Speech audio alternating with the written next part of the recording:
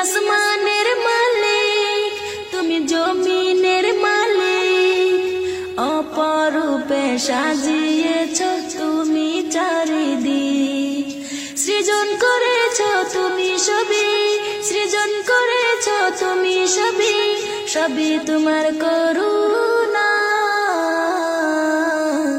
আল্লাহ তোমার নামেরই গান গায় সকাল সন্ধ্যা, তোমার নামে তোমার শানে এ আদম বান্দা। আল্লাহ আল্লাহ আল্লাহ আল্লাহ।